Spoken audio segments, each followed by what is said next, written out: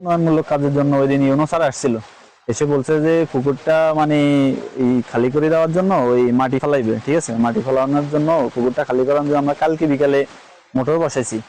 তো চলা অবস্থায় সবাই ব্যবহার করছে, কারো কোনো সমস্যা হয় নাই। আজকে সকালে আবার আমরা লাইন চালু দিছি, চালু দেওয়ার পরে মনে করেন যে সকাল থেকে দুপুর পর্যন্ত ভালোই চলছে। তারপরে কি হয়েছে না হয়েছে আমরা তো আর জানি না, আমরা বাজারে ছিলাম তখন এই ফোন দিছে যে এই দুইটা লাশ পাওয়া গেছে মোটরের গোড়ায় আর কি ওইখানে। তো আসার পরে দেখলাম আর কি এই পরিস্থিতি। এখন সবাই বলতেছে যে, কেউ বলতেছে যে মোটরের গোড়ায় কি মাছ ধরতে এসে এই অবস্থা হয়েছে। হ্যাঁ, কারেন্টে শর্ট লেগে এই অবস্থা হয়েছে আর কি।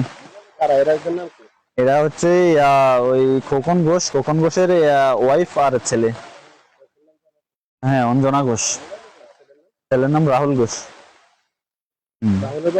রাহুলের বয়স আনুমানিক 7 থেকে 8 বছর এমন হবে আর কি, আর অঞ্জনার বয়স হচ্ছে 32। মানে মারা গেছে আনুমানিক আপনার মনে করেন যে 1টা থেকে 1:30টার ভিতরে।